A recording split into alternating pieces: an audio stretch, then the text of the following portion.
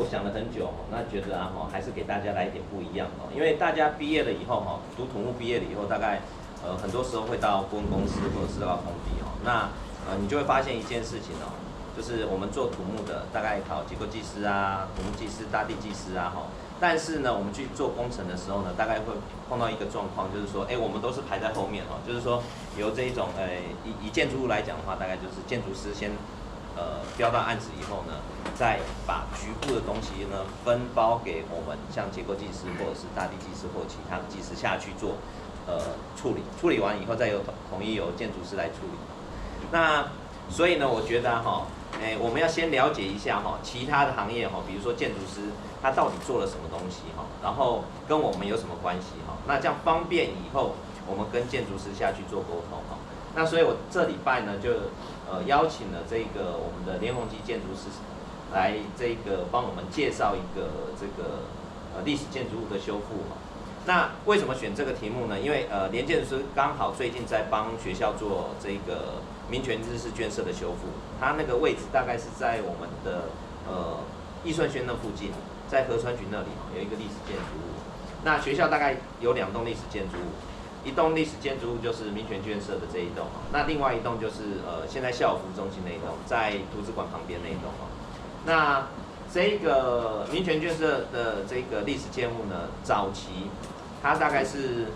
我们大概是日据时代就有了就成立了。那成立完了以后，在日本那时候快战败的时候，就是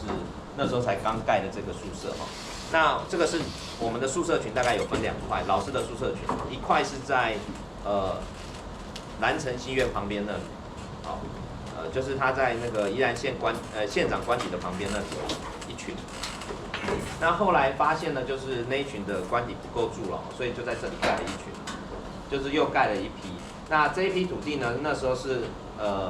跟南洋女中的土地是同时去就是同一个时间购买的，然后一部分是南洋女中，一部分是宜兰大学。那我们在这里就盖了一批宿舍。那大部分的宿舍都已经拆掉了，只留了这一栋历史建筑物这一栋，只留了这一栋。那依照这个宿舍的规模，这一栋宿舍是早期是给教务长住的，因为日据时代它的这个宿舍都是依据官等它是依据官等然后每一个人配置的面积是不一样的。校长宿舍就大然后接下来就是教务长，然后再来就更小。那这个双拼的这个是早期是给依据调研的结果它是给这个以前的教务长住的。然后那时候其实我们大概从94年的时候，最后一个老师退休搬走，然后一直开始就是要做一些修复的动作。那因为早期这里规划，最早期学校的规划，这个区域是规划成研究生宿舍，最早期规划成研究生宿舍。那后来为什么没有盖研究生宿舍呢？就是因为有这个历史建筑物在里面，还有一个是等一下建筑师可能会讲到，它前面有一个继承巷道。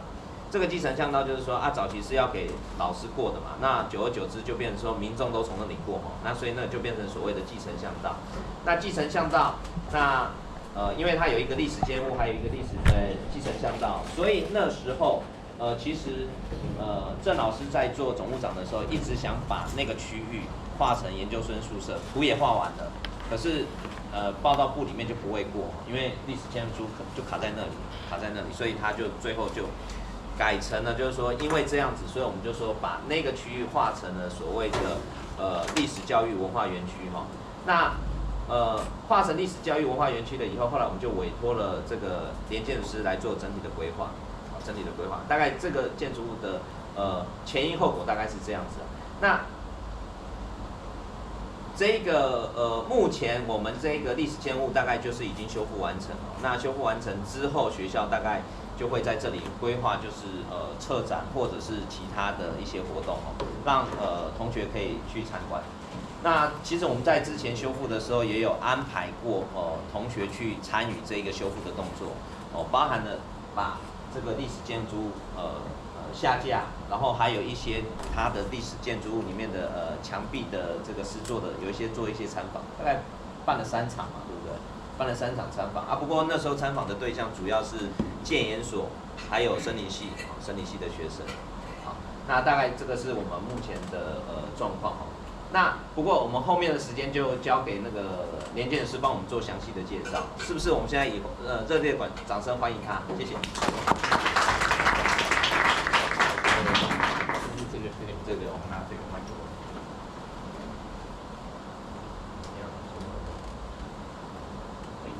这样听得到好。那谢谢陈老师刚刚前面对这个理大这一栋历史的一个简要的概述哦，让同学有一个基础的一个观念。那同学都是土木研究所的，陈老师，这个内容会考试吗？不会。好，那我们就轻松一点哦，就讲，其实我们在做这个命题的时候哈，也考虑到说同学的学习背景啊，跟土木研究所，那可能之前跟土木工程有相当多的关系，所以今天我当然不是用建筑设计的角度来说这一次的专题的一个演讲哈，所以我写的比较浪漫一点的哈，就是岁月重光哈，那这个历史建筑修复的故事哦，故事很重要，就是说我们就不是那么学术的，要说非常科学性的那个数据性的说什么，就是哪一年啊很准的，甚至到哪一个月哦落成，那都不用，我觉得大概了解一个大致的状态就可以了。好，那当然让大家有点印象。好，那我们就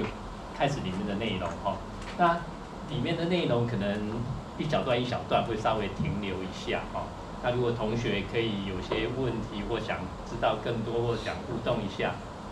对，我们跟陈老师有了解一下。如果互动多一点，陈老师可以考虑加一点分数考虑啊。好 ，OK。这个是我们事务所承揽的一个业务范围哈。我们大概从这个是民国90年哈，2001年好到现在大概24年左右，这个我自己开业哈。但之前开业之前呢，在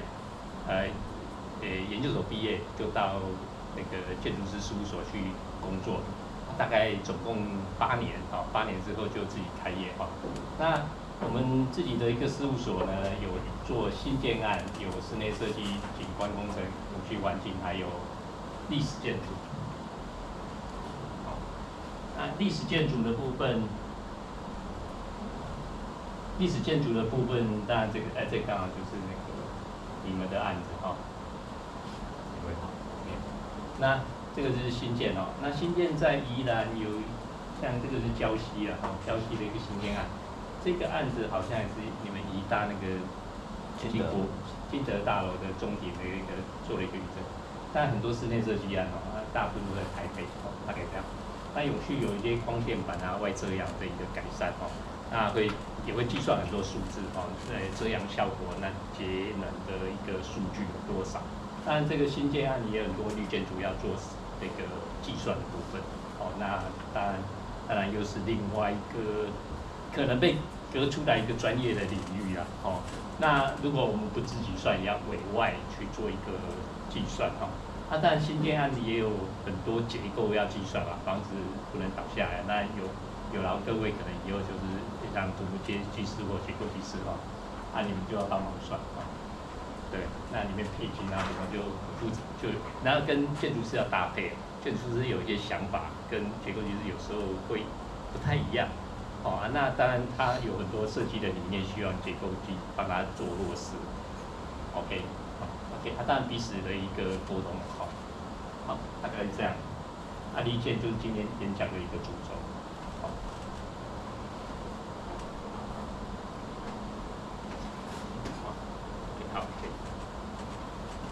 这是我个人简要的介绍哈。3大块哈。这个是，当然我就是。中华民国的建筑师这些相关经历都是杂七杂八的就是当一些画会啦、书法会啦，在学校也是教建筑跟室内设计，现在没教那个教了快20年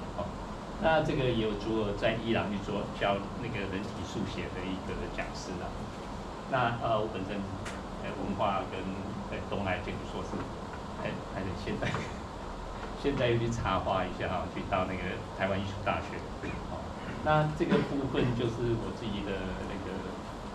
书法绘画的展览的一些部分的一个经历参考一下。这个也是斜杠啊，他突然从10年前开始有点斜杠，做一些有趣的事情，啊，同时建筑师的事情还是在经营哈。好 ，OK， 那这个就进入我们的主题哈。这个是水野松光啊，我们历史建筑的修复师。好，那今天的架构大概是这样哈。就是历史建筑、古迹历史建筑的法源，它的行政程序要怎么走？啊，第二个就是我们对这个案子哈，民权日式建设的一个规划设计的一个简要的介绍。那再来可能就是比较重要，跟你们更直接关系的就是一些修复的过程。啊，过程里面有很多要知道的事情。啊，当然那个细节非常的多。谢谢。细节非常的多哈，那慢慢讲。那几个停顿点我会停下来，比如说这个停一下，然后这个可能几个范围的话会停一下，哦，让大家有一些互动跟讨论的机会。好，再来，这个记住这个就好了。文化资产保存法，好，这是中央法规哈，这个民国94年开始的一个立法哦，那这个部分大概大家知道以前那个古迹或历史建筑，面临了什么事情吗？就是当某处要被规划成历史建筑和古迹的时候，奇怪，那个前一页就是被拆掉或火灾，那很可怕，你知道？有这个信息，那个建商啊或者那个就是住户自己啊，他说你把我划为历史建筑，我什么都不能动，还要等我连修改都要麻烦的要死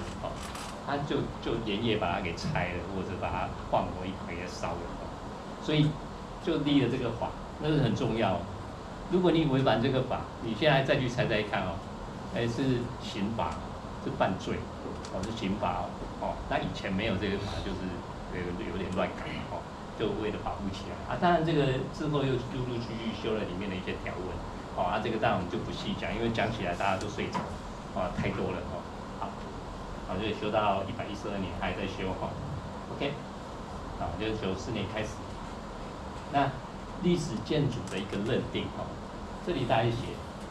任何人你只要认为某栋建筑或人造物具有历史文化、艺术、科学什么都可以就向地方主管机关做一个通报那这个主管机关呢，他收到这个讯息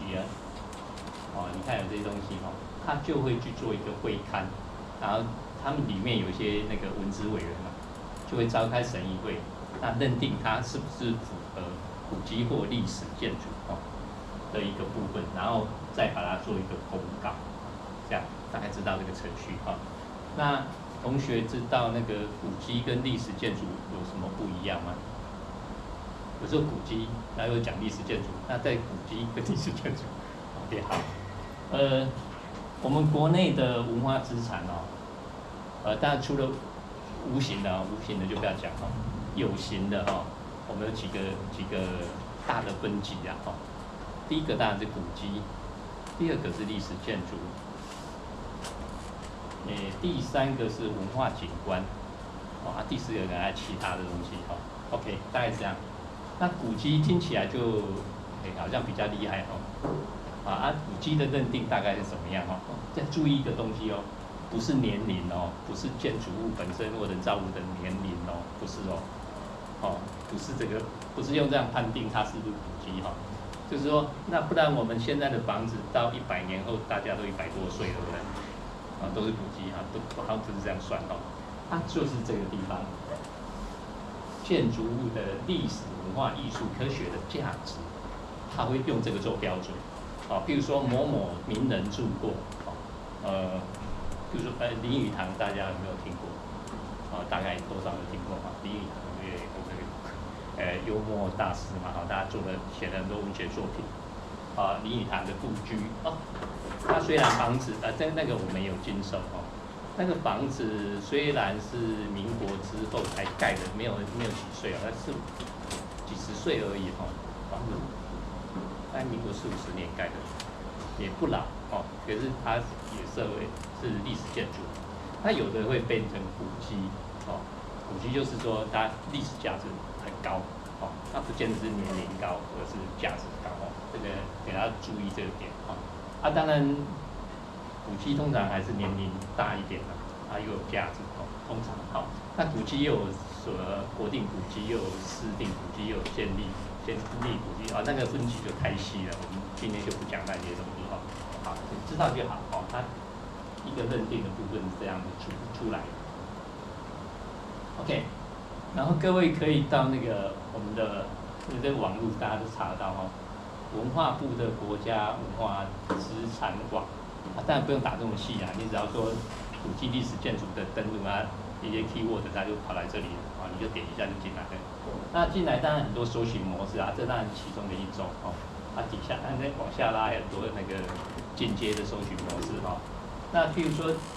这个是高雄的哦，凤山的一个旧城。那这个部分呢，你譬如说我们打这个例子，宜兰大学 keyword 打进去，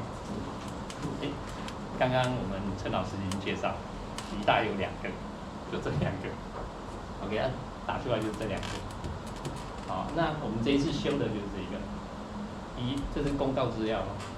宜兰大学民权日式卷舍哦，标准的名字哦，这不能改，就这样。如果要改，又要经过那个公告要审核，要核准才能改大款。OK， 在地哦，这个在地就是住宅啊，那。主管机关就是你们的县政府 ，OK， 这样。那你看这边还有很多分类啊，哦，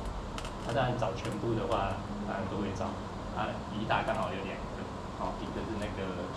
你们这个应该称为校史司吧？那个校友服务中心。校友服务中心哈，你们叫校友服务，那正式名字旧宜兰农林学校修养室，哦，它的正式名字是这个，好，可以，往下看。等一下哈，这个哈，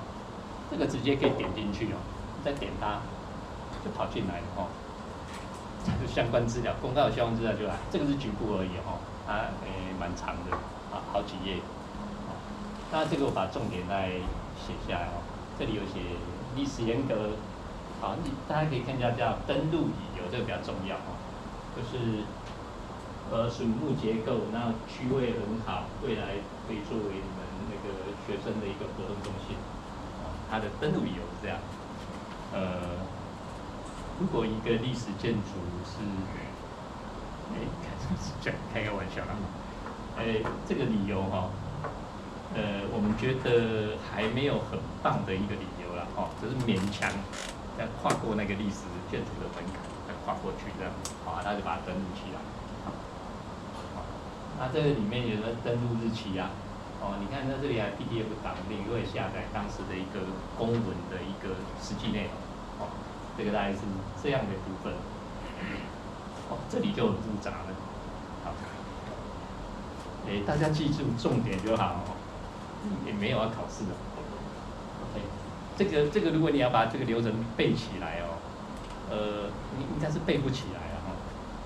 你如果要能够熟悉，至少要从事相关的工作，至少要1、2年到3年以上，你才可以把这个事情能记得清楚，才知道里面在做什么哈。那我大致讲一下哦，前面是不是一个登录哈？登录之后被认定为古迹或历史建筑哈，那你这一栋是历史建筑，那我们的就有一个历史建筑的修复再利用的计划，好，那就是说他去做现场的调查，说未来可以怎么再利用啊，怎么修它，哦，还会碰到什么问题，哦，他就会做一个很纲要式的一个报告书啦，哦，那这个报告书呢，一样要经过这个宜兰县，这个你们在地嘛，哦，宜兰县的文化局去做一些审核的动作，要核可。那核可之后才会启动我们这个所谓的修复计划，都是计划哦，已经小昏头，等一下会昏更大的头哦，很复杂。那修复计划之后呢，那就要跟学校就我们就开始进来了哈，这个是刚好我们从这里开始进来。然后就跟学校讨论，还跟文资委员讨论这栋要怎么修，然后跟到什么问题哦，然后修复计划，然后要经过很多审核哦，然后这个都定案了，然后这个他写一个因应计划出来哦，这是对那个文化局的，他是写一个因应计划，因应计划就是根据再利用及规划设计，再写这个因应计划，里面又写很多法规的东西。OK， 开始温了哦，好，然后这个地方就属于那个宜兰大学这个处理的部分，我们做了很多发包书图，那就是要做那个工程上的一个招标的一个部分哦，那这个才有营造厂进来。OK， 那修复的整个过程，这框框跑掉了哈，还要写一个工作报告书。工作报告书是从把这里都写完，大概这个都写完，都等于一个有点像记录，大家把它想成是一个纪录片就好了。哦，就是从头跟拍到尾，然后写很多报告。哦，报告大家有兴趣，那个总务出身那边有，可以大家翻一翻看，可是通常看不太懂，因为它那个章节有一定的格式。那委员他让看比较容易看懂，然后一般人第一次看几乎看不太懂，那跳来跳去哦。OK， 然后这个结束了之后，还要一个使用的许可，就完工后有达到前面的条件，然后文化局发一个这个建筑物说修复好了，可以让你使用哦，这一个使用许可。OK， 好，一样，这里到一个小小的一个停顿点，到这一段有没有同学要了解或听不太懂的？还是就这样过去就好？哦，有没有？没有。好，基本上几个大段落哈，这里我稍微再讲一遍。前面有个登录的行为，对不对？这里有一个再利用的行为，还有一个修复的计划，发包跟工程，最后有一个工作报告书，跟踪前面很多事情，大概是这样。这个什么单位都不要去记了，记不起来，里面好多内容，也不用记了哦。OK， 好，那我们就进入这个比较实际的，所以开始修哈。那这里面有2张照片哦，这个是修之前的样态，这个是目前修好的啊，当然同学有空过去看一看哦，修好的 ，OK。这个就是你们那个整个园区哈，这个文化园区的一个两岸透视图哈。这个在事务所常常要画这个3D 设计的东西。哦，这个当然里面很多原因了哈。其实早先期哈，这个目前是这里是中华路，民权西路。啊，这里其实早期在看那个再利用计划里面有配置图哈，这里一栋。这里一栋，这里还有一栋，这一栋是这个是正面哦，正面这个朝这边，这个是朝这边，然后这里还有一栋这样子，是朝这边，但是经过岁月的摧残，这个跟这个地上其实早都不见了，只剩下这个比较残破，刚刚有看到照片就丢那样子，所以呢这一栋是历史建筑，因为它还有东西，其他2个就没办法了，因为都空空的，只有一块空地，哦，大家知道就是没有价值，那个不见了哈，完全不见了，哦，大概这样。那当然这里面还碰到很多法规的问题，等一下我可以带一下。OK， 那这个建筑物主体啊，大家有没有看到一个东西哈？这个是现在修好的平面图哦。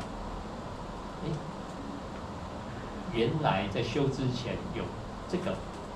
灰灰的这个几个小东西，是在就说在历次在居住的行为当中，那个住户啊自己增建的，哦，那当然这个还有一些是使用执照有取得哦，就是有产权的哦，有取得。当然这个很多不可考了哦，它只有一张文件说，你这个地上物有其他的使用执照，那我们建筑师的就在东凑西凑那个数据，对吧？哦，可能是这一块加起来多少啊？那隔壁块有多少？可是不见了，哦，那把数字怎么凑起来？哦，其实完全没有图哦，所以要靠一些想象力跟一些蛛丝马迹没关系。那修的时候就是把这个后来的增建物都拆了，哦，变成这个样子，哦，那3D 是这样，哦，现有修复前是这样，那把这些都拆了，那把它那个外墙也复原到接近它刚落成的当时的，民国就是刚战败前嘛，就是我们台湾光复之前1-2年的样态 ，OK。好，那这个是修好的样子，先让大家看一下。这是夜照哦，它这是背面哦，它刚好跟那个新盖的那一栋有一些纹理上的搭配，它这是内部的一个情形。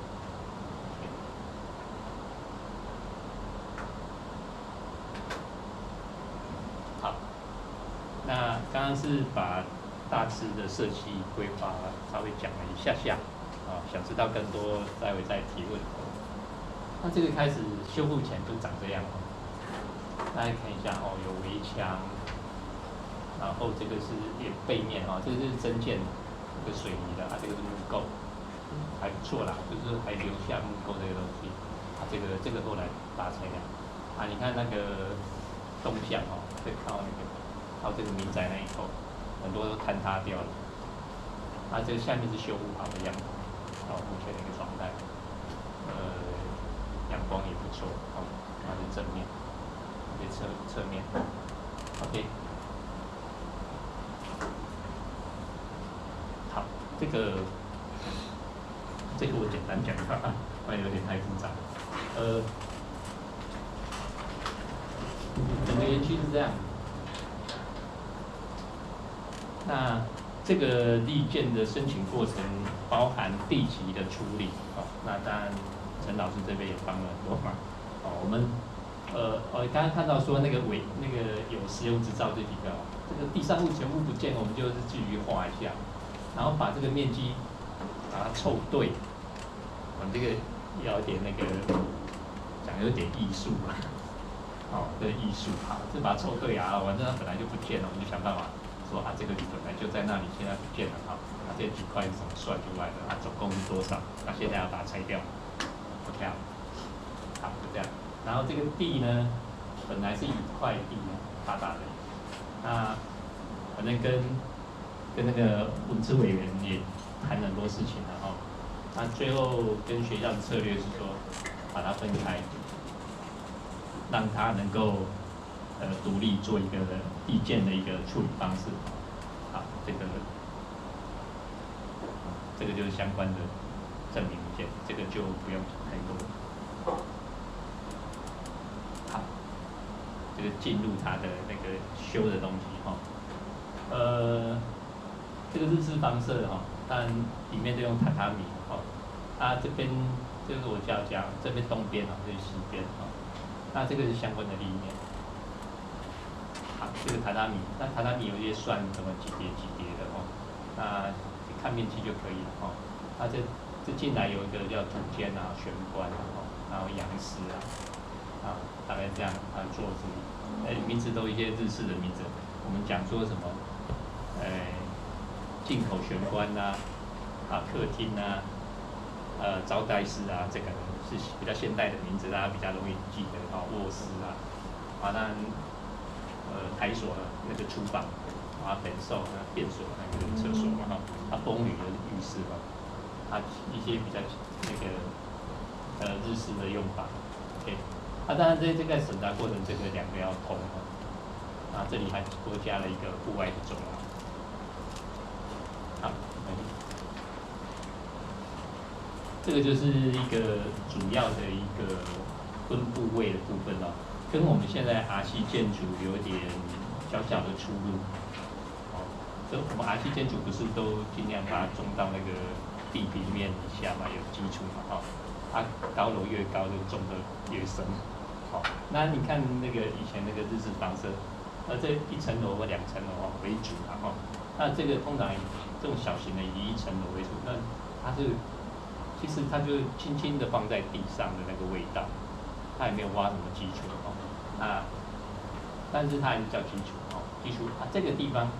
基础跟这个屋身哦，这个叫屋身身体的部分，交接处就是那个床组，床组就是讲空白话一点就地板。1楼的地板，然后屋顶就有木栅，然后屋顶以前要，你要一个跨度要排水，不要让水跑进去。以前没有钢筋混凝土，所以做些写的比较好排水或排血哦，把那个血弄掉。好，看一下，那这个小小一个段落，有同学要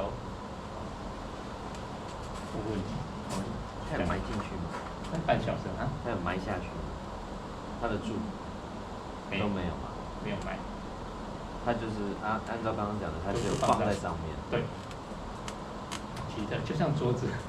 哦，它只有放在地上就对了。对对对，很奇妙哦。其实它最重的都是在屋顶啊，它很重。那水泥瓦我以前那个烧制的那个瓦，头蛮重的。这样摇，没什么事情。OK， 这个一些智慧了哈。反正这个跟你们结构计算有点关联性哦。好，没有要问问题，我们就慢慢往下。这个修复前哦，要做调查工作。大家看到哦，这个是修复前的工作哦。那其实修复前。我们是讲故事吧。刚刚看到那个里面乱七八糟，对不对？其实跳蚤很多哎。好啊，应该有被咬过，陈老师应该有被咬过。那我们另外一个案子，只要一进去要被咬了，咬在那个你裤头跟腰这里，它绕一圈咬的，咬2、3、4个包，哇是痒得不得了。然后那个又不容易好，我们2、3个礼拜才会完全好，可能到1个月才会好。哦，痛痛痒痒的，这个已经都把那个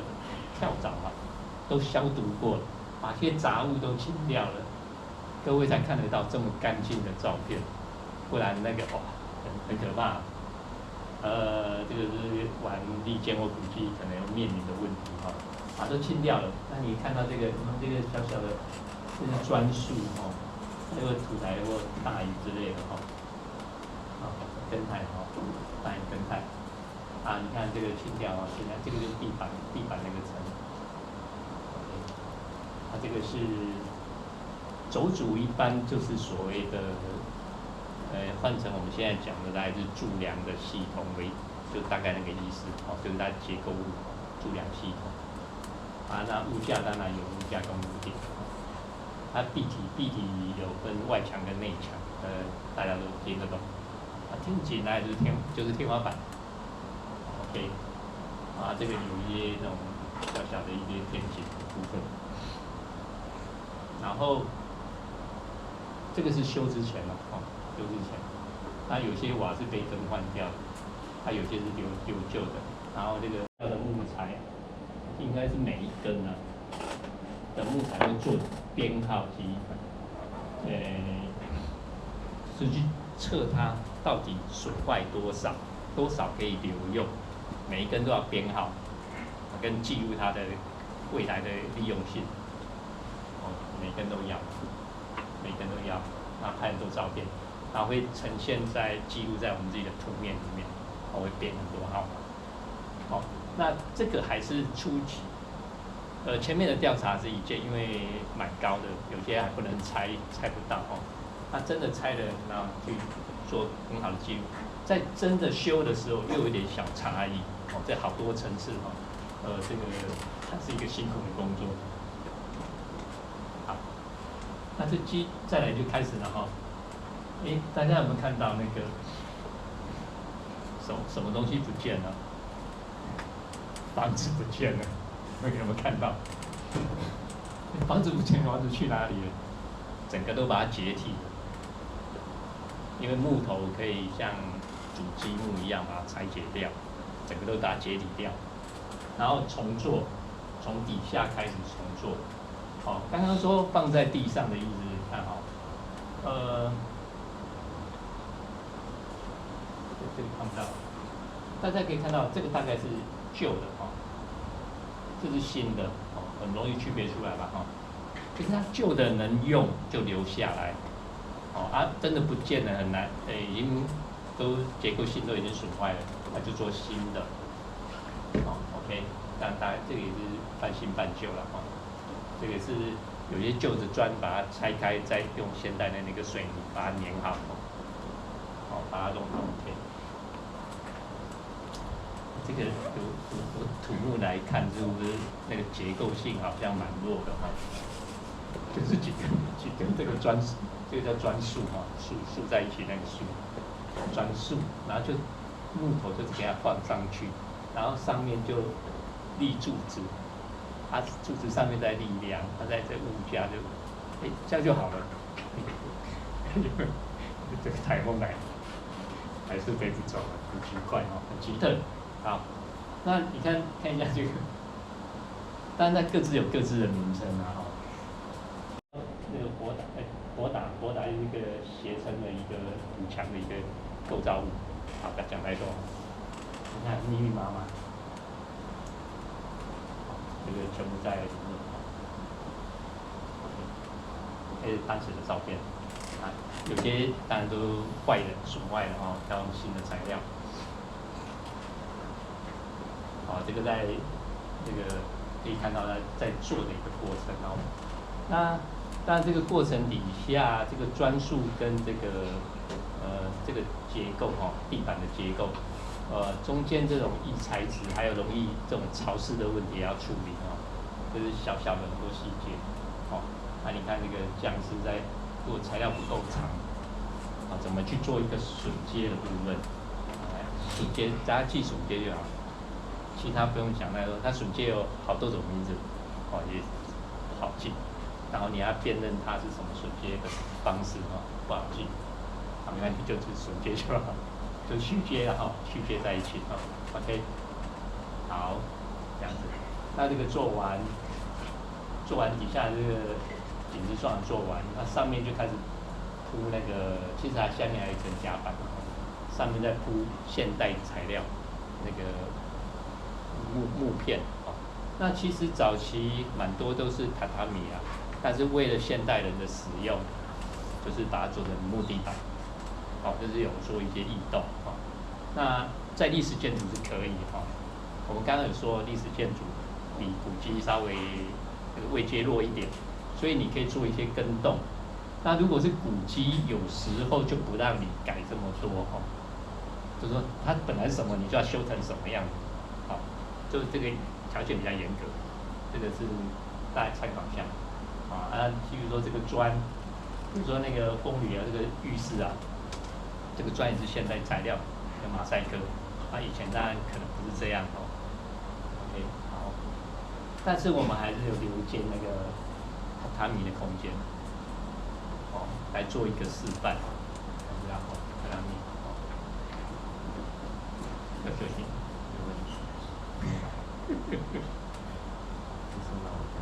没关系，我们先讲到这里，先讲到基础，那个床铺就好，然后等一下再讲下一段怕大家没办法接受，一下讲这么多。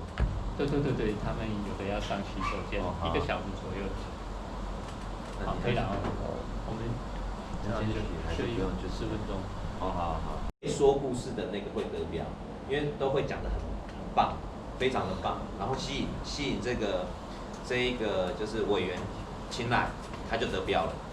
所以真的那你像宜兰有一个很有名的建筑师叫黄生远叫田中央嘛那他也是你只要跟他开过会，你就会说，这个人真的是这一张嘴真的很厉害。他讲完了以后就觉得真的太棒了，那个一个很大的愿景哦，都讲得很棒。他们真的最厉害的就是说故事的能力。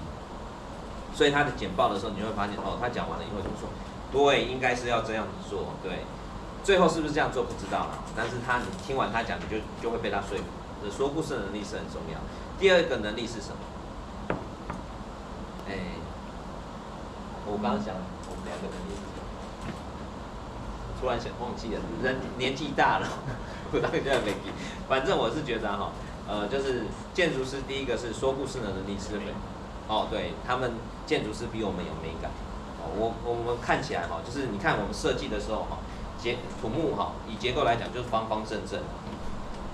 就这样子啊，我就觉得方方正正，然后地震一来的时候又安全。但建筑师啊哈，他们就不是哦，那个像我们跟建筑师很多时候在设计的时候就是要沟通，因为我们都是这样好，这样方方正正哦，耐震能力这样算一算，地震力算一算最安全。但建筑师他就会跟你讲哦，这里不能放树，这里不能放什么，这里不能放什么，所以你就开始要调整，你要开始要调整。他调完了以后，感觉真的是不一样，因为他们会考虑的东西跟我们考虑的东西不一样。那我们其实你们假如之后去做的时候，大概就会发现，我们工程人员很多时候在思考事情比较说是比较有时候他们说是比较呆板，就是很知识化，就是我们只有考虑到某一些东西。那我们比较没有那么感性，我们其实是很理性的在思考很多事情。但建筑师可能就是加了很多感性的东西在里面。但这个我觉得它是跟我们最大的差异啊，让大家听一听哈，看跟我们这个土木领域到底差异在哪里。那第二节课我们继续交给这个林建师继续讲下去。好，谢谢。欢迎回来。他没有逃走了。陈老师刚刚讲的所谓我就是针对美感这个部分来做一个更多的一个补充，然后就是说我们在学校尤其我们在大学或研究所的时候，你们不知道有没有建筑系相关的朋友？我们有建筑研究，但没有做设计就是有做设计、做建筑设计的建筑系或者空间设计系。其实我们的部分是一半的训练一半。我们需要学素描、水彩，跟美术系有很多相关的科技，素描什么都有，都有那当然那个刚好是帮我们建立了一些基础了所以我们在感性跟理性中间在取得很多的协调跟平衡点，这个是我们训练的过程。那个美感那个很难量化，非常难量化。通常是很多老师说这个不美，很难讲啊。你觉得不美，老师你觉得不美，到底是不美在哪边，很难讲出来，不容易。那有些人天生就有这个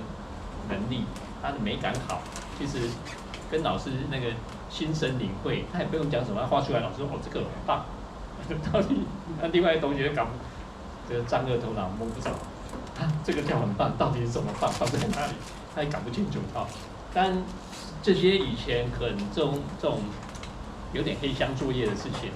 在这些年的教学里面会慢慢比较所以比较显学尤其我们自己在教学20多年，就尽量把这个地方黑箱作业把它清楚化，但是还是很多讲不清楚的，因为是美感讲不清楚。就好像你去看画画，人家说这个好看，你说我的画很多这样的东西这个是额外话。当然我们受过很多这样的训练那这个是不一样的。我觉得土木系应该也要，我们也要这样我们有空再来讲那个美学的问题。跟学校讲说增加这个通识课程。对，这很不好修你觉得很简单，可是很难修，这种非常难修要得高分不容易好，我们刚刚前面把一些法规还有是建筑物修到那个所谓的床组，就是1楼的楼地板。那楼地板修好呢，上面我们要，你们闽南语还听得懂吧？可以啦就彩条反正那个你看到上面还有个棚架哦，就是要在下雨天还是能工作，也要保护下面这些木材哦。彩条啊，一根一根立起来怎么站？那一根也不会太轻哦，所以它有很多这种假固定啊，大家看到那一些连接的假固定的杆子哦。OK， 这假固定啊，然后最后再把梁架上去，就变成一个比较完整的那个架构，就自己会站啊。OK， 这个就是这样的做法。那大家看到这个图上哦，这两户对不对？哦，蓝色的就是杉木哈，红色的是那个台块。就以前这栋建筑物用的比较接近以前用的原始材料。哦，这个贵校的森林系罗主任，一根一根去削，我看到底是什么味道，啊，去判断它是什么木头，哦，非常专业了。哦，这个谢谢罗主任，好啦，很好，很有趣，拿刀子去削看，哦，闻闻看，用味道去判断，哦，这个也蛮专业哈，也要一个好鼻子哈 ，OK。那再来就是墙体的工作哈，那墙体有分外墙跟内墙，哦，外墙因为有下雨嘛所以叫做木席壁，啊，室内没有淋到雨，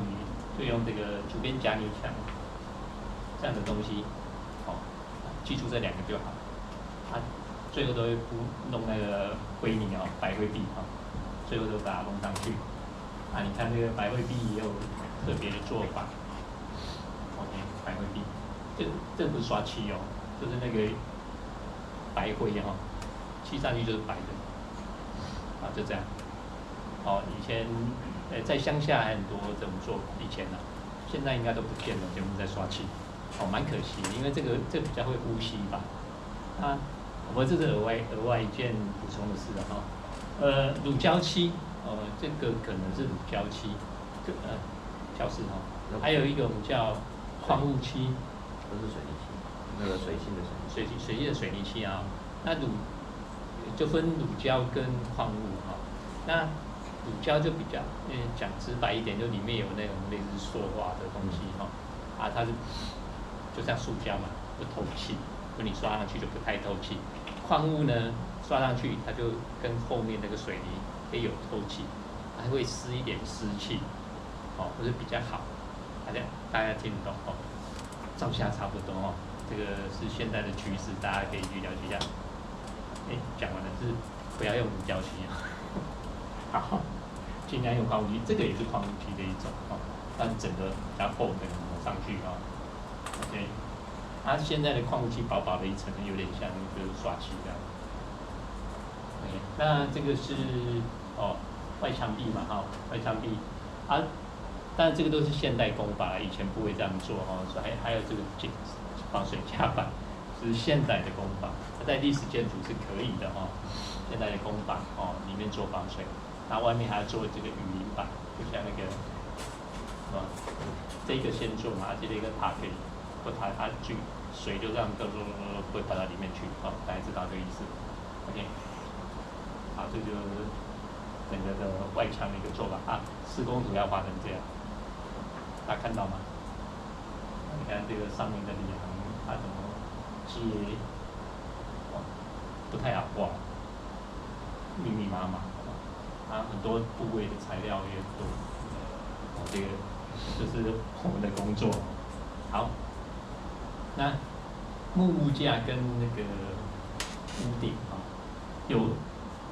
我们的屋顶不是斜的吗？那斜的那一层是个屋架还有水平的，水平跟一个断面是三角形所以水平的那个叫下层屋架，下层，它上面那个叫上层，所以我们在画这个图有分下层跟上层不然不好表示你光用剖面图，你要剖多少刀再剖得完，那个太难画所以要分上层跟下层。这个是当时在拆这个上下层屋架在接地的时候的一个照片。其实看它的很糟糕了然后一根一根拆，然后放在地上做很多编号。那这个编号要记录，要回应到你那个平面的位置所以每一根当时拆下来的位置，就是回到那一根的位置。如果它能用的话，就回到原来那一根位置。哦，所以你要怎么做记录？很多根呢，这么多，还有下层跟上层。哦，这也是在营造厂也是一个不容易的工作哦。哦，那个编号要对。哦，但老实说啊，这尽量了哦。你要做错1、2根可不可能？好像也还是有点可能，放错位置。但好像没有发现。哦，就是尽量回到原来的位置，这个才是一个历史建筑或古迹修复的一个很重要的一个精神。哦，那这个如果大家现场去看现在修好不能进去嘛，不能随时进去哈。这一边是没有天花板，故意没有天花板哦，让你看到里面这个，等一下有修复哈。那你看到里面的物架哦，从下面看上去，它里面有很多，还有一些本来那个扭扭曲曲的那种木头都还在，都原来的位置上回去的，拿下来修好，放回去。进到这里就觉得好像有点伟大哦，这些事情，大家做了非常多的工作，包括学校，包括我们还有营造厂整个通力合作，然后才能把这个东西修成这样。刚刚看到主人的这个有对不对？这个梁够长了，怎么接在一起？有这个东西。那这个就是那个弯弯曲曲的那个梁，很有趣哦。现场都看得到。OK， 好。再来是瓦的工作就稍微简单一点，大家比较有点感觉哈。那你物架做好，底下还是做一些夹板跟那个防水毯，还有挂瓦台，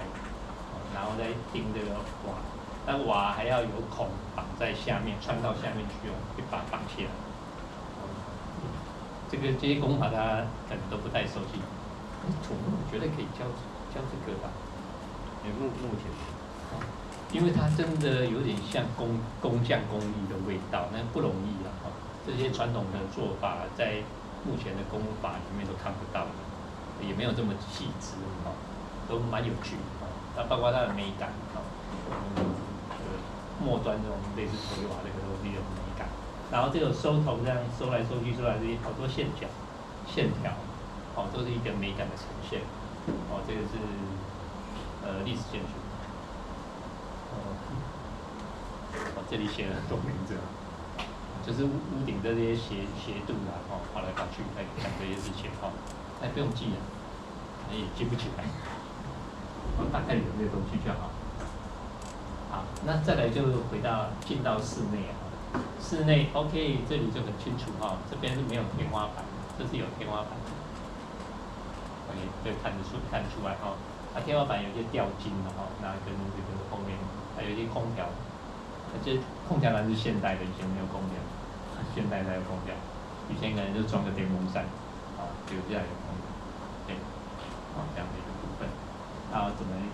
空调的出风口怎么样跟这个天花做一个搭配，像这个，那这个是建具就是门窗的工程。那门窗工程以前跟现在不一样，现在有一些工业化跟造价的问题。那以前那个是师傅在现场真的是几个师傅木匠老师在现场去做这个门窗。现在不是啦，把那个这是我们的设计图对不对？他把这个设计图呢，就交给那个生产那个木门窗的工厂。然后他们去画好图，自己的生产图，然后就大量制作。制作的也，我们觉得有点把很多的传统做法给省略了。他用那个镶接，用那个钉枪钉一下就钉上去。以前的木门窗一定做榫接把接上去。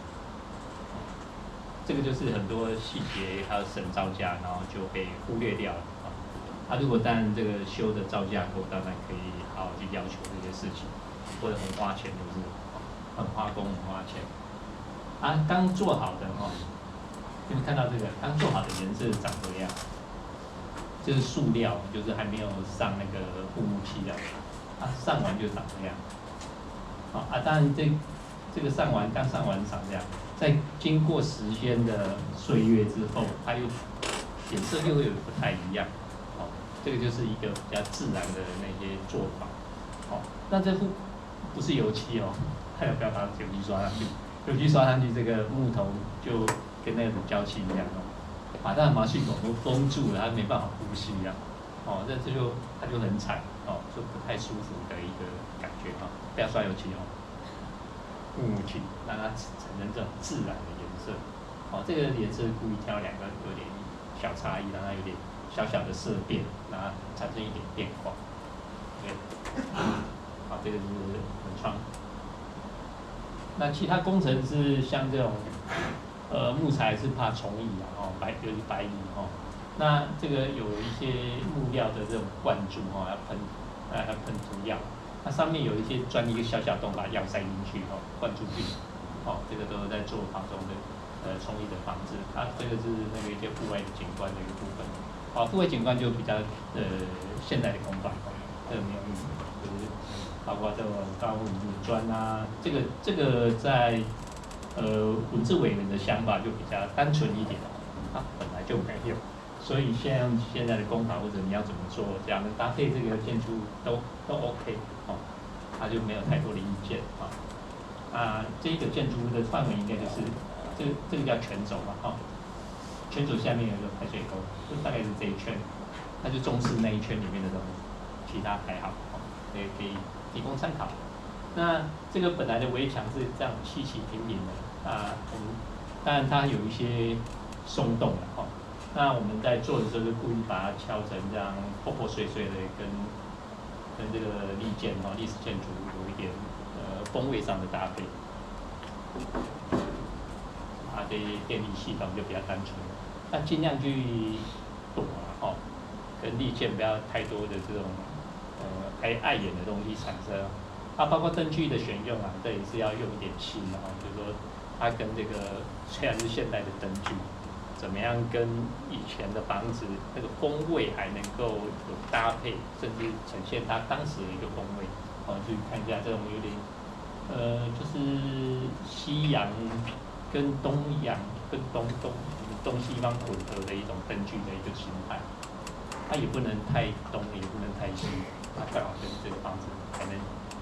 差不多是民国那个光复前那一段时间的味道，刚刚好。当然有些要配得强OK， 这电力系统电力系统怎么跟这个叫木樨地，怎么样藏在里面去搭配起来一些管子，这个做墙的时候做在一个墙壁里面那还有这个在基础下方就你有配一些油管来跑管线，空调的管路别怎么跑，这个也都现场去处理当然这个 CCTV 这个监视器一些网络的问题这个稍微单纯一点当然这个现代化的这个厕所管线化粪池这个地方的处理我们这个后来没有化粪池，就是直接接那个污水下水道消防这个部分这里再补充一下历建通常在建筑要适用现在的建筑规则，通常这些木构不容易全部达成就是你们说的防火构造物那怎么办呢？就是看这一层楼我们看到就这个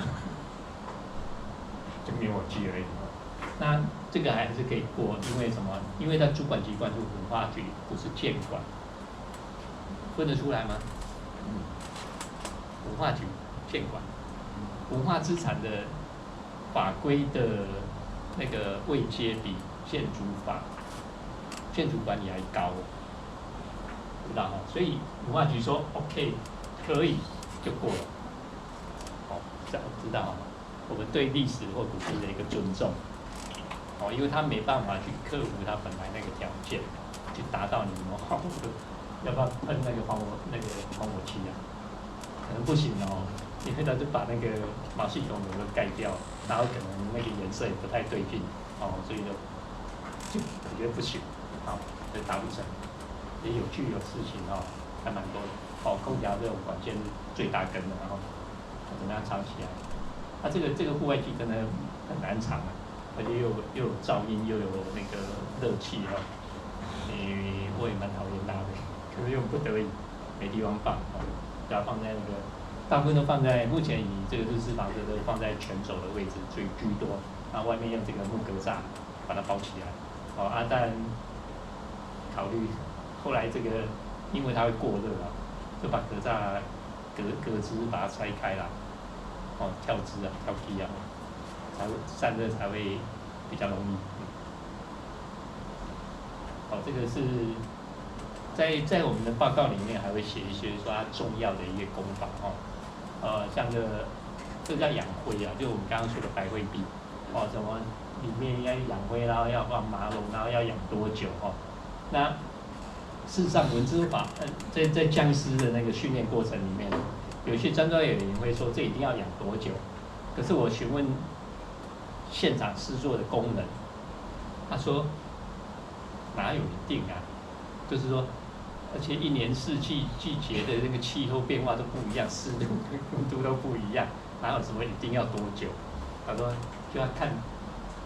那个天气，然后还有它发酵，它会发热的情况。他说是他手一摸，这酱汁那种感觉，跟你那个大厨师煮菜又差不多啊。阿列赛，不是时间要多久这个规定，而是他用经验去判断，其实更准哦。这个是匠师的智慧哦。这个，但是为了国家为了统一一些做法，所以定了一些比较奇怪一点的一些规定哦。这个当然你们也可以弹性去运用，这等你们见到就知道了。OK， 这是那个主编甲乙两个木 CP 的一个做法哦，那做很多层哦。现场还会看得到它的这一块都有留下，这2块都有留下来哦，可以去现场看一下它做了多少次的这个工法，挺麻烦的。OK 这些榫接哈，把它扎蛮多种哦，我们用的榫一大堆，然后用不同位置就是要用不同的榫接法，然后可能一样的木构造，那一栋的做法是一种做法，这一栋又是另外一种做法。就你打开来看，哦，原来他这样做，因为一样嘛，盖房子，以前盖房子那一栋的师傅又不就是你这一栋的师傅，那个流派不见得是你这个师门这样传下来，所以会有差异，还蛮有趣的。好，所以这不一定，他就是拆开看它原来长什么样，就用大致那个方式来跟着走，这样。很复杂，里面很多种，这么多种，这个现场都有，大家可以现场去看这个舌头榫哦，再往那踏进去，刚刚那个路人，大家有看到那个实际在上面，那很大根，这样做法哦。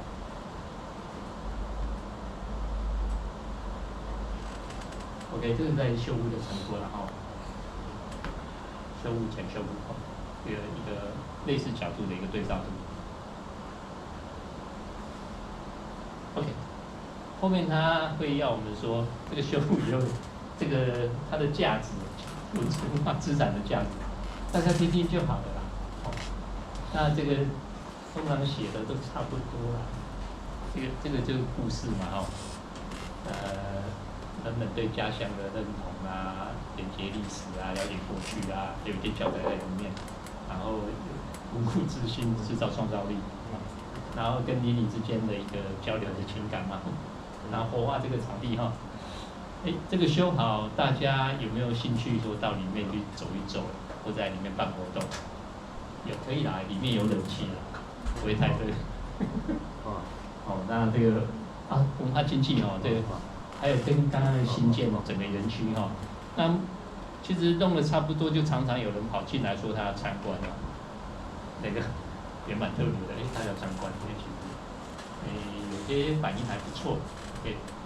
他在里面的感觉那反正我们这个案子结束也访问贵校的校长，我们2个就坐在这边窗户旁边，我访谈那个校长，那个氛围还不错。对，好，那以上当然还有多，这一栋的故事应该还会再继续下去嘛，还没有结束啊，等大家来写这个故事。好，那以上呢就是我们今天简要的说明，那我们就可以开放Q&A嘛。对。哦，谢谢。没有，我再问一个问题哦。新建跟利建，它2栋其实差不多哦。你看那个这个。那个前面那一栋是利建的，然后我们刚刚介绍的是，前面那一栋是新建，然后我们这一栋是利建哦。对。然后它的那个造价，利建大概多少钱？哦，2栋哦，其实这个要讲故事啊。这个是木构造，对不对？我们当时最早在跟学校的文化局提案的时候，我们说，这长一样啊，为什么不要用同样的工法在这里盖，在首部复制一栋一样的东西，而且盖还比较快，因为不用去调查那么多资料，全部是新的材料，那尺寸都有了，那就把它盖起来就好了，而且还好盖的，因为它不用什么基础一大堆，蛮好盖的，又味道可以在一起，造价也 OK，结果说不准呢。有没有这个觉得文资委员很特别？他说不准盖一模一样的东西，不要用一样的材料，不行，你要用现代的材料去告诉人家说，这个就是新的，这个就是旧的修复不能一样。好，所以现在变成一个就是说，那我们要想表达这个本来一个轻巧的结构，后来是采那个钢结构啦，那比较铁皮屋啦，比较轻巧，有点那个比较轻结构的那个味道，但不是用 RC， 用 RC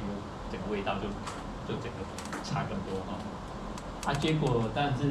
有一些营造技术的问题啦那其过程也是蛮坎坷的那造价这栋略高一点，那2个差不多。这个大概如果是2500吧，还记得吗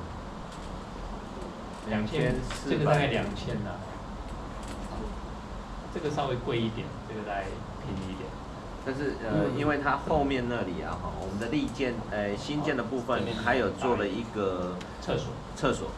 那主要是说那个厕所变成是利建跟新建共用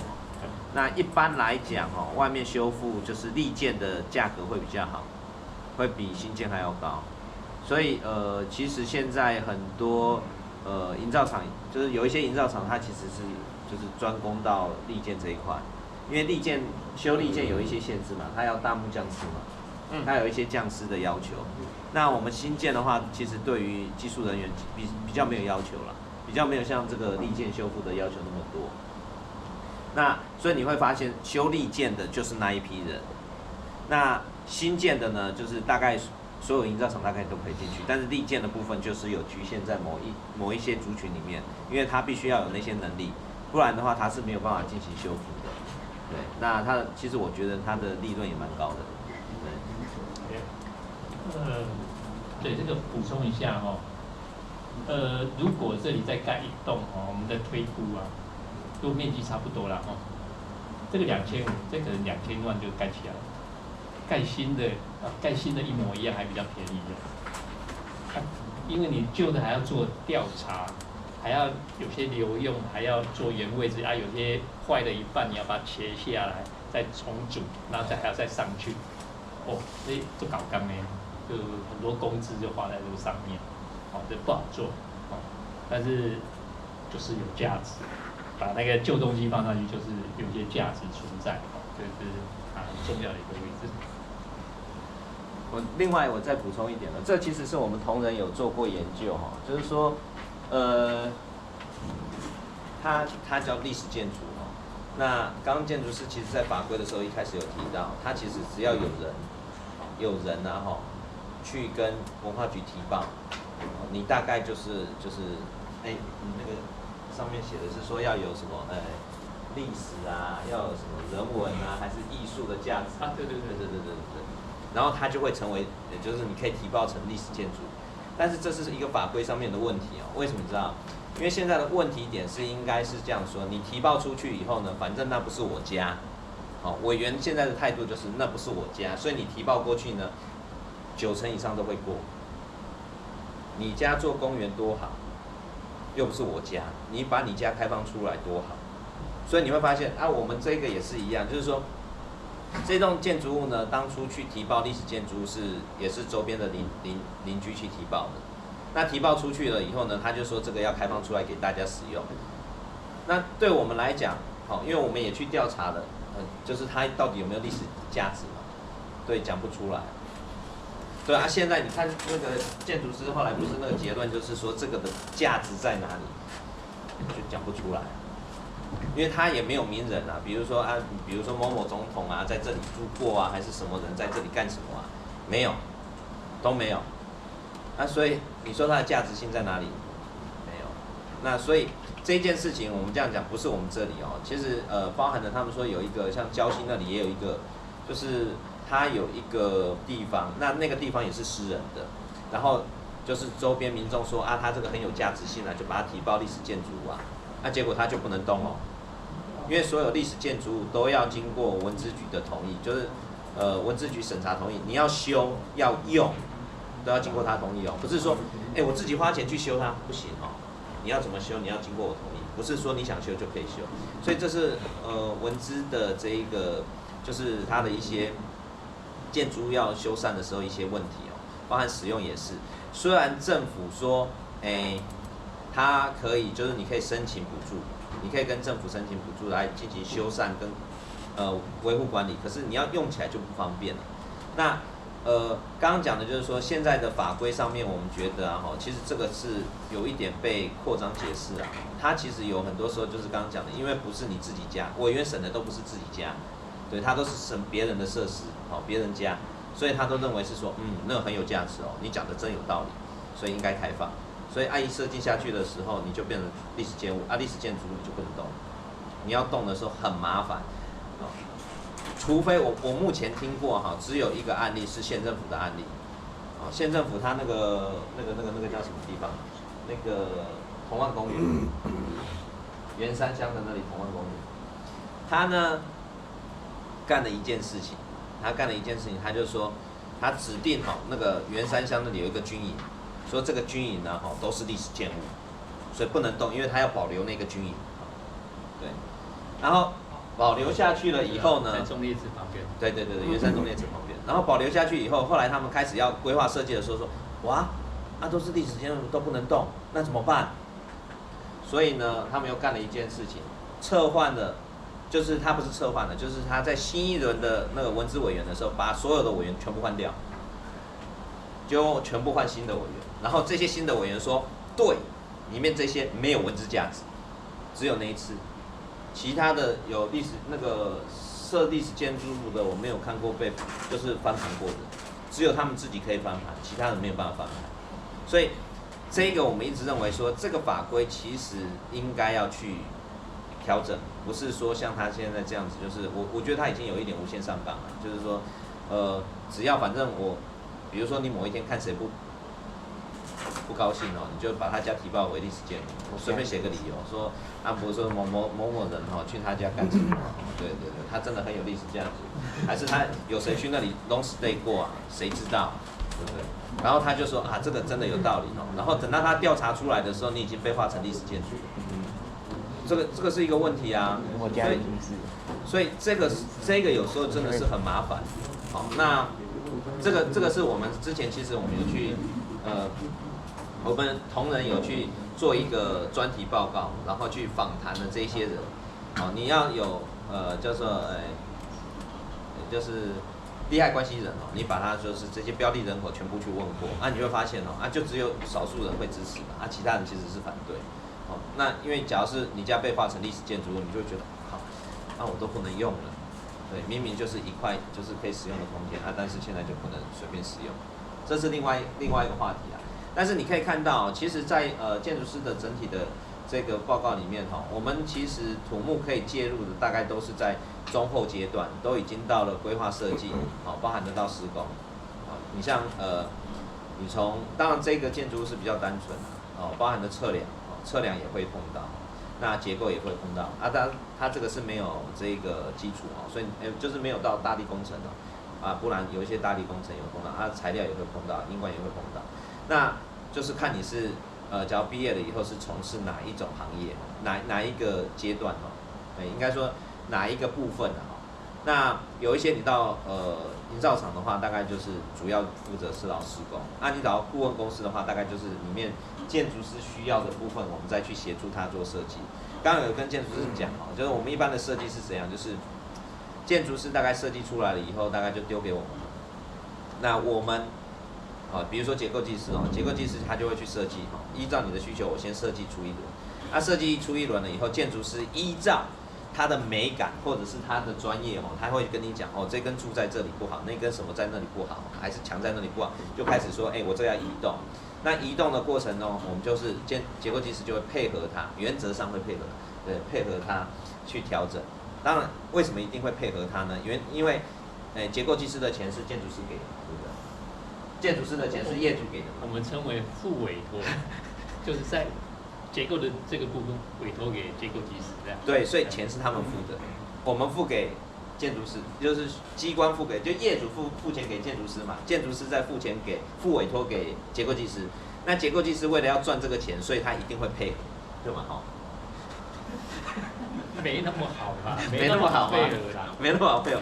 但是我听到的是这样，就是说一般来讲，只要配合不好的话，下次也没有机会了。对，所以一般结构技师大概会配合，那你们自己会选择是可以配合的结构技师。啊，不过像我学长他是，他以前在屏东开业哦，那他就是会有长期配合的建筑师。那长期配合建筑师的话，他就是因为配合的很习惯哦，所以建筑师的需求他都可以马上反映出来，就是直接帮他做调整。他其实也知道你的需求，他可以直接设计，所以那种调整就会很少。那我们要讲的就是说，其实我刚一开始的时候在跟建筑师开玩笑，我们要先了解建筑师在干什么，为什么？以后我们才能推这个技师法，把我们的技师法的位阶提高，把建筑师给打败。以后就是建筑师是我们付委托的对象，有困难，只做美学就好。对，你只要做美学，我们也会很开心。对，对啦，因为你会发现哦，有时候我们常常在讲哦，像我们工程单位常常在讲，就是顾问公司其实赚的钱都是少钱。真正赚的钱多的可能在建筑师这一块，当然这是我们感觉，可能建筑师会跟你讲，他其实没有赚那么多，因为他都付委托出去了。大概就是我们有时候在讲说到底这个权利到底应该是在谁那里？因为有时候你会发现工程出事的时候都是这个结构技师出事啊，结构技师有问题不然就土木技师啊。等一下，关于这段我补充。好，然后赚钱这一块。赚钱那一块那这个很好。这要补充一下，因为其实他们日后都要，就是之后就要就业了。那就业的时候就会碰到一些状况，那你们多多少少了解。那其实我们从刚刚讲的就报告里面发现，假如说你是今天是业主你是业主的话，就刚刚的一开始的报告的时候，你会发现这些流程，业主在干什么？业主只做一件事情，只做行政流程，业主都在做行政流程。顾问公司的话呢，才会。像我们调查这些调查研究一直到使用许可，像学校现在目前已经拿到使用许可，我们已经收到我们使用许可，我们就可以开始用。那我们的这一个呢，大概过程中，假如是业主大概都是跑行政流程。所有的工程其实现在做公务人员，其实他是杂事比较多啦，但是相对来讲，这个工作内容其实是还蛮单纯，它就是委外。你们付委托给结构技师，我们付委托给你们就是建筑师会帮我们做完所有的事情当然，他有一部分事情还是营造厂做然后建筑师帮我们做设计建造。那至于说另外一部分的人呢，就是会变成到顾问公司上班。那顾问公司就是帮忙设计，就是帮忙做分析。然后还有一部分人到营造厂上班。那营造厂的部分就主要是施工。大概我们的划分假如是以这个土木这个专业来看的话，大概是这样子那这个只是补充那再交回给建筑师。想到2个问题第一个就是那个收入的问题一样嘛哈，可能你们系里面也会这么说。你想赚钱啊，不要当建筑师，很辛苦，而且赚不到。好，就是去做那个类似电子资讯产业那一块，那种经常性的收入才会高，或者炒股票、炒地皮，机会高一点哈。那建筑师还是比较像一个服务业，就是有点酬金的哈。那我们所付出的那个心血跟时间跟收入不成比例，好，不成比例不是钱多啦，是你付出的精神跟精力比收入还多哦，这不是一个很好的报酬啊。那跟现在的有些医师也是类似的状态，律师也是类似的状态，就是说你看医生哦那么辛苦哦，虽然他收入也不错了哈，可是你看他付出跟他承受的压力跟付出，还有他读书的时候花那么多的钱哦，那读医学嘛花钱，是不成比例的，他回收，除非他够黑心哦，知道吗？够黑心啊！当然我们那个是特别的历史，我们就不提，说大部分的医师都还蛮辛苦哦，建筑师也是啊，大部分的建筑师都非常辛苦。那甚至有一些建筑师有建筑师身份的也没有工作，他没有自己的业务，他要去上班，哦，就是等于有点像在大医院里面的医师，有点类似那种状态啊，并不是一个很好的收入的职业哈，那不成比例哈，但是有趣也很有趣哦，因为你可以无中生有啊，一块地然后就冒出个东西，是一个有美感的又很好使用的东西，就是你的成就感哦，就像个艺术品，可以实用的艺术品哦，这个是这个部分哦，好，这个是补充这里。那另外哦，再补充一下，历史建筑刚刚我们在说哦，它不纯然都是木结构哦，不纯然哦。等这批那个我们日式房舍哦，当然它年纪也越来越大，它还是历史建筑，有的会甚至变成古迹哈，这 OK。但是更蛮大一部分，它应该可以分成好几块的，有木构造，有 RC， 有那个铁哦，金属的，像那个火车站那个月台，有的也是历史建筑或古迹哦，还是金属，都很多元哦。那很多元在如果我们在谈今天的主题，那你们要涉及结构的部分，比如说以前盖的房子可能结构性没有那么好，现在为了耐那个什么7级以上，这个还不容易损坏的哈。那这个东西补强结构很微妙，有些委员呢说你这补强的东西不能藏起来，就是要露出来，告诉人家那个就是补强。历史建筑归历史建筑，你补强的归你补强，两个要分开，然后让民众一看就知道哦，这是补强，这是历史建筑，两个要分开。跟刚刚我们那个说要盖一样的不行一样的道理。好，这个角色扮演你们要特别留意哦。这个部分哈。那另外一个是我们建筑师的工作，以前老师是有个比喻的，他说像个导演的电影里面的导演，建筑师像电影里面的导演。你说盖房子是不是我们盖？不是啊，它是营造长得像个演员，大演员哦，然后或者是一个那个经纪人公司，然后找了一批演员在那边演戏，导演会啊，说你要这样演，你要这样演，他还有灯光师啊、剪辑师一大堆啊，什么策划、幕后工作人员一大堆，他要去统合很多事情，这个就是我们很花时间的地方，还要跟业主做非常多的沟通。我要设计成这样，你满不满意？你为什么不满意？你有什么想法？你的想法要怎么样把你用美感落实出来，然后又工程上可行，还要在预算以内。拍一部电影钱太少，说你就这么多钱，我也是可以给你拍一部电影，可是可能就是找那个路边的演员也可以，类似还是要想办法把它执行出来。这个是我们建筑师大部分时间的工作大概这样的。不知道同学们有没有什么时间也快接近哦，看有没有什么想知道的事情。建筑师考试难不难？难不难？我通常开玩笑，很多人问我建筑师考试好难不难？我说考上的都说很简单，没考上的都说好难。啊，就这样，这个答案。也对了，你们去是应该也是这样吧？考上的都说，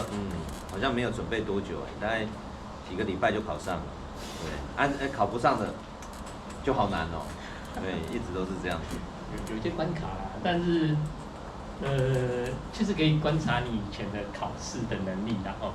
有些人真的蛮会考试的，就是逢考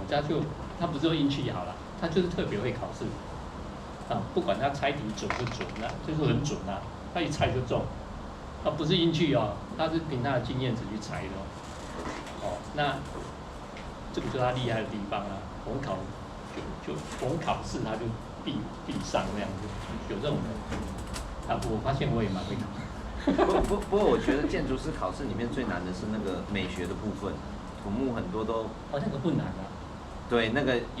就是很直观啊，很主观啊。老师觉得你是有美学，那就过了。你们不是要画吗？陈老师，你这样讲，我刚刚有提到那个太黑箱了。那我们自己在当老师那些年，我们在想这个黑箱怎么样把它明白化，让学生能够吸收，按部的吸收，而不是就是黑箱一团，你回去自己想什么叫美，不是这样。你说他讲一些基本理由，但这理由里面可能有一些是科学性的，有一些是那种感觉性的，都有，会穿插在一起。那或者说，请你回去多看我们很多作业哦，说举2个例子好了哈，就说好，我们作业一开始，你回去是写书法，你写一张书法，写一张诗哈，就是那个唐诗啊什么都可以，写一张诗，用水墨用笔去写。那第2个礼拜说，你用这首诗画一幅水墨画，抽象的哦。其实这个在潜移默化，在培养他们的美感，这个就是那个训练过程啦。另外有一个作业是，不过这几个作业都是我出的，就是说你回去看，我们挑出一些比较有美感的电影哦。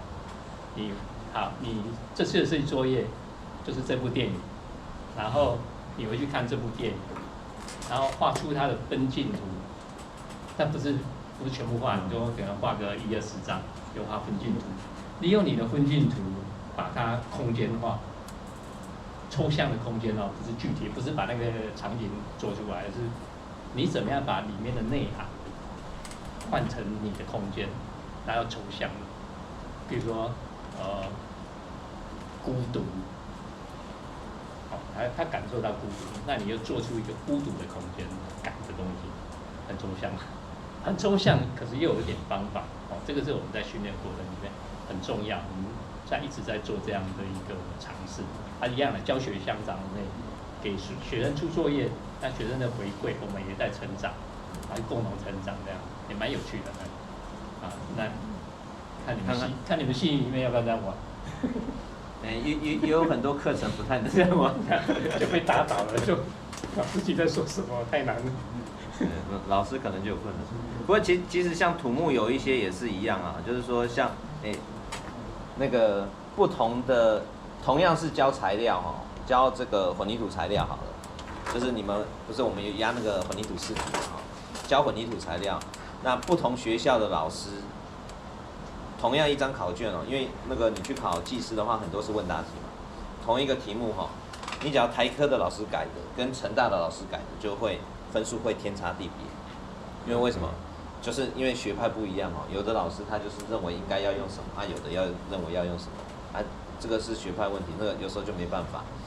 其实我觉得美感很多，所以我为什么考结构组？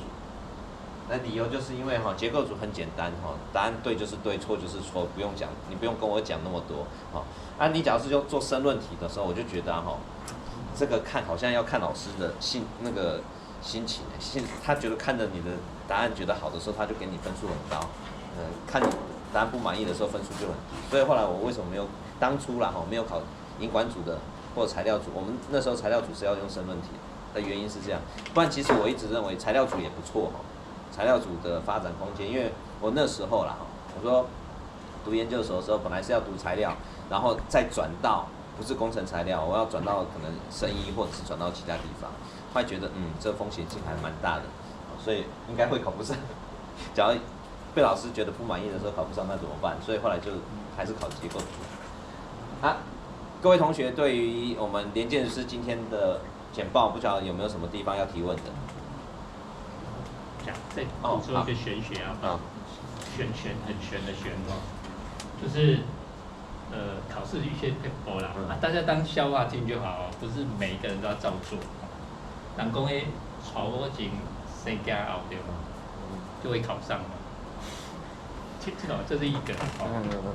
另外一个，当你平常都准备在学校努力念书嘛，准备要准备，然后庙里面哦，还有一些缘分哦，你要去走一走，就是以自己的例子就蛮有趣的，就考试前哦，这真的不小心就到龙山寺哦，也不知道为什么会走进去，他看到一个文昌帝君在那里哦，送那个考试的笔，人家是考那个高中或者大学联考。他说好啊，就拿一个，就拿去考试了。拿去考试之前还有拿到大陆去玩的。大陆那庙奇怪，庙好漂亮，比台湾漂亮很多。然后就去走一走。那回来就用那个龙山寺的笔写考题，考建筑师的，真的考建筑师。放榜前那个才1个礼拜，我梦见一个东西还托梦哦。他说，托梦就是说，叫刚好有人那个生小孩坐月子送油饭来，那个叫刚好送那个状元油饭，状元那次做梦就是说，你要把状元油那个贴一张红纸在准考证上，要粘在冰箱上。我就找刚好那个回收桶有个状元油饭，剪下来就把它贴上去，真的是托梦我就做了这件事。隔不久放榜了，真的第1名，知道很好玩哦，因为很多缘分很有趣的，开玩笑，因为不一定要这样做，但是我的朋友，这个故事告诉我朋友，他真的也这样做，因为他也考上了，参考，玄学太玄了，好玩就好，当笑话听听就好，好，那各位同学，不晓得还有没有什么要问的？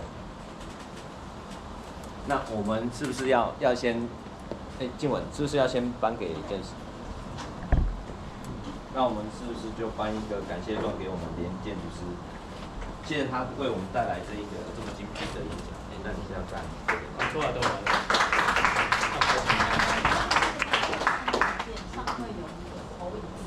好，先开始。